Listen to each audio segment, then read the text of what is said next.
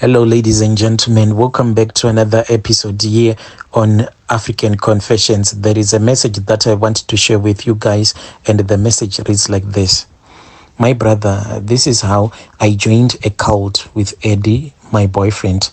Eddie and I, we met when we were doing relief teaching in the rural areas. Eddie was a certified information technology graduate, and he was teaching computers whilst I was teaching languages. The first time that I saw him during assembly, my heart just stopped. The first time my eyes met his, we knew we were made for each other. He was dark, tall, and handsome, and he had this cute half smile that made him the most handsome. He had come and introduced himself to me during the first staff meeting, and it was evident that he liked me. I felt like he was a good-mannered person, and in no time we had became friends. Our friendship blossomed into love so strong that he decided to make me his own. I also felt the same about him, and a letter was sent to the elders, and a lobola date was set. We did not earn much, but Eddie had worked hard to honor me by marrying me right, and we started our lives happily. We went to rent out one room, and we slept on the mattress, and our clothes were packed in suitcases. Life was neither here nor there, but we did not go to bed hungry, not even for one day. 6 months into the marriage, I started feeling nauseous, and when we went to the doctor confirmed that I was pregnant. Eddie was beside himself with joy. I could say that we were pregnant for Eddie because Eddie was supportive. From the prenatal visits to the postnatal visits, he would leave everything just to be there for me and the baby. He was with me the entire 10 hours whilst I was in labor. I had felt very important. I gave birth to a healthy baby girl without any complications, and life continued. Even the little money that we had, we planned everything together. Even when I was nursing my baby girl, I was also putting food on the table by doing online lessons. One day, Eddie came back home all excited because he had met his former classmate, Jerry. Eddie could not stop talking about how successful Jerry had become. Jerry had made an impression on my boyfriend, and Eddie could not stop talking about his friend, Jerry this, Jerry that. Jerry had accomplished so and so in such a short space of time that Jerry had invited Eddie to his house over for drinks. Only this made things to be much worse. It's like my boyfriend was now obsessed with this former friend of his, so obsessed that it scared the daylights out of me. When I confronted him about this issue, he then said, "Do not worry, my love. I assure you that with hard work, my love, everything is going to be okay." But whenever he would tell me not to worry, it made me to be more scared because I was afraid with this obsession with how much Jerry had made so much money in a very short period of time. Everything that I would be saying to him, it seemed to be getting in one ear and getting out of the other ear. But what baffled me the most was that Jerry's business, it was not even understandable that he could have achieved so much in such a little period of time and such a young age, from mansions to owning a fleet of cars to your haulage trucks. What sort of business was Jerry into that he could afford such a flamboyant lifestyle? I started to notice that since Eddie had been reunited with his former schoolmate, he was spending too much time with him. I had queried what his business with Jerry was, and he had said that it was men's deals and I should not be bothered by anything as long as he was not cheating on me. Well, I decided to focus on myself and my baby girl. Before I knew it, I was pregnant again with my second child. We were happy that we were blessed again. The first trimester passed and the scan showed that we were having a boy. Jerry and Eddie friendship continued to flourish, and he said that very soon our life was going to change. When I was 5 months along, I woke up with severe stomach cramps, very bad, very painful cramps that I had to be rushed to the hospital. I had miscarried and lost the baby. My heart was heavy with grief, but it is life, I told myself. I had to take each day as it was going to come. Eddie was by my side as usual through it all, holding my hand, offering me emotional support. About a month passed and Eddie came back with a brand new car, just like that. He said one of his deals with Jerry had come through. He had not told me about it, for he wanted to surprise me. He said so. It seemed I had disliked Jerry for nothing because he was improving our lives. Jerry and Eddie's bond continued to grow stronger and stronger. I fell pregnant again this time, and I was doing everything by the book. I could not bear to have another miscarriage again, for this will be so devastating for me. I booked with my gynecologist and the hospital that I was going to give birth to. 9 months came as quickly, and I then went into the labor room, and I was hopeful. My labor was short but painful. When it was time to push for that final push, I pushed with all my strength, but I did not hear anything. There was not even a baby crying. I did not hear my baby crying. What was happening? What is happening? I asked the nurses that were with me in the labor ward. I asked them where my baby was at. Eddie had started accumulating wealth in a period of 2 years that we were once poor. Now it was a thing of the past.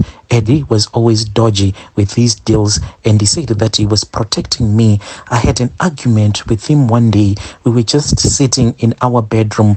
We insulted each other, and I followed him all over the place. The moment that he said that I am protecting you, that is why I do not want to tell you about the deals that I am doing, because if I tell you about the deals that I am doing, then you are not going to be safe. I then said, Eddie, what do you mean when you say that if you tell me what kind of a business deal that you are doing, I'm not going to be safe? Safe from whom? Are you now a criminal? Are you now drug peddling? Eddie, tell me, are you selling drugs? What are you trying to protect me from? From what, Eddie? After the stillbirth, Eddie had booked an all-expense paid trip to Dubai and our baby girl, Aya. He had said that I should enjoy the holiday and take my mind off things, that we would try again for another baby. But I was heartbroken, and the thought of losing a baby again would drive me to a psychiatric hospital. My stillbirth child had named him Crown, and when I went to Dubai, Eddie had said that he would take care of the burial arrangements. The hospital had said since he was a full-term baby, they would not cremate him, but rather he would be buried in a cemetery.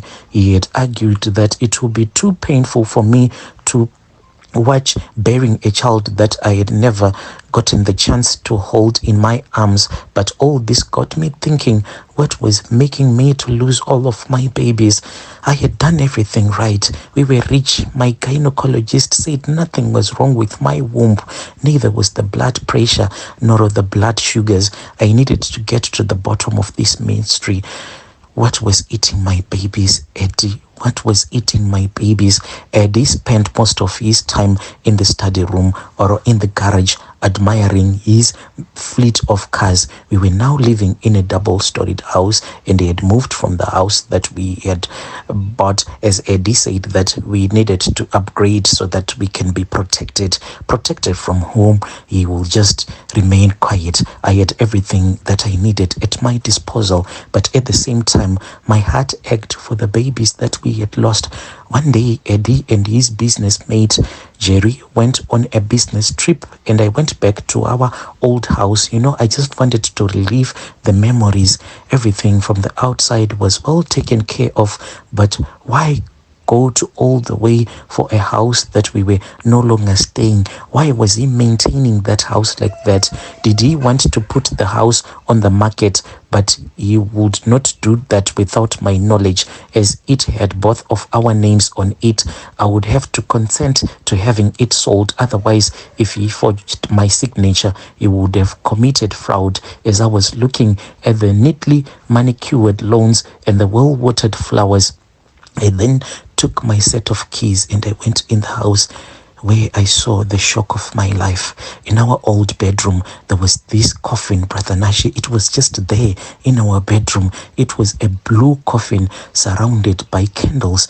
These candles, they were actually burning. They were of different colors. Any color that you can think of, you can name it. And it was those thick candles that can last for a lifetime. It looked like this was a well-maintained room, because who was keeping these candles burning? Someone is going to the extra length of making sure that the candles could not go out. Next to the coffin, there was this calabash. This calabash was full of blood, and it was labeled Alma. It was like a shrine with bones and oils and other things that I could not understand. Alma was going to be the name of the girl that I had miscarried at 5 months. Then it dawned to me that if the calabash had Alma's blood, then the blue coffin was Crown's coffin. Was I married to a cultist who was performing blood rituals, sacrificing his own blood just for material things? I knew I had to do something, but even if I did something, who was going to believe me? They would mistake my grief for madness. But how could have Eddie done this thing to me? We were happy without all of these material things. It dawned on me that since I was losing the babies, Eddie had never cared. He was just comforting me and urging me to get pregnant again. Oh no, this is the reason why he kept on telling me that we had to try for another baby again, so that I can lose another baby. And me losing another baby, it meant more blood for his rituals. I knew that I had to do something. That is why he had encouraged me to go to Dubai, and I had never buried Crown because he was using him for money-making rituals. I had to act cleverly so that he would not suspect a thing. I then went to the mansion, but my mind was heavy with a lot of unanswered questions. As I opened the gate, I saw Eddie's car in the driveway. Was he back from the trip already? I thought he had said that he would be back the day after tomorrow. He asked me, "Where were you, my love? Where were you? Because I have been trying to call you, babe." And I lied to him. I said, "Oh, I had gone to the salon. I just wanted to have my nails done. You see. Well, as for those nails, I had done them the previous day, and he had not checked up on me." So, Brother Nashi, we then went back indoors, and he seemed to understand, and he said that he was ready to try again for another child. Deep in my heart, I was shouting at him without saying a word. When I lost Crown, I had gotten a 5-year contraceptive, just that he did not know about it. He seemed frustrated that I was not getting pregnant, and I noticed that he was too fond of our daughter, Aya. Was Aya next in his list of sacrifices? I knew that I had to do something before I would lose my only remaining child. But first, I had to go back to my old house, for what I had seen had left me with more questions than answers. One day, as I was in a supermarket, I had met a lady who was behind me in a queue, who whispered in my ear that free their souls, for they are trapped. I looked back at this woman, this crazy woman who had whispered at a stranger's ear like that. When I looked back, Brother Nashi, she seemed as if she had disappeared into thin air. What was the meaning of all of these things? Was I hallucinating? Was I imagining things? The more that I thought about it, the more that it made sense. Alma and Crown were trapped, and their souls needed to be set free so that they could rest. Instinctively, I knew what I had to do. I went back to my old house, straight to the bedroom. I stood in the room and I poured out my heart to them. Alma, I said, Alma, my love, crown my little prince, my little loves. I have no idea that your father is a ritualist. I did not know that he was going to use your blood or my kids to enrich himself. I was never part of it, but today I am here to set your souls free. May your souls rest in eternal peace. I prayed that the angels should guide them. After that, I then doused the house with petrol and I set it on fire. This was arson that I had committed. Never again will I let Eddie use my children for his rituals. I returned back to the mansion and I spent some time with my baby girl Aya. I needed to start planning on my exit plan. I needed to protect my daughter from my husband at all costs. I was relaxing on the couch when I received a call from an unknown number. She asked to speak to Miss Kumalo. She said, I answered, Miss Kumalo, please. Then she said, I am sorry. This is about your husband, but your husband has been involved in an accident. He died on the spot. What had happened to Eddie, the man that I had met and fell in love with? What had happened to the handsome man with a cute and half smile? We had many plans together, plans to change our future. Just that greed and impatience had gotten the better of him, and that had led him to look for quick solutions. I managed to sell all the assets that we had. Currently, Brother Nashi, I am here in Europe. I migrated to Europe and I started life over with my daughter.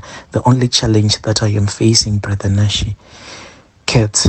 Yes, someone might think that it is just normal, but Brother Nashi, there are times when I am attacked by this black cat. I try by all means to pray, Brother Nashi, but this cat, it just attacks me even when I am praying. When I finish praying, usually I'll see that there will be blood that will be coming out of my hands, inside the palm of my hands. That is where this cat will scratch me. But I am trying to be strong. I do not want my daughter to be taken by the covenant that my late husband made with the devil. Dear listeners, right there was a message that was forwarded to me by one of our admins. Strange things do happen in this world.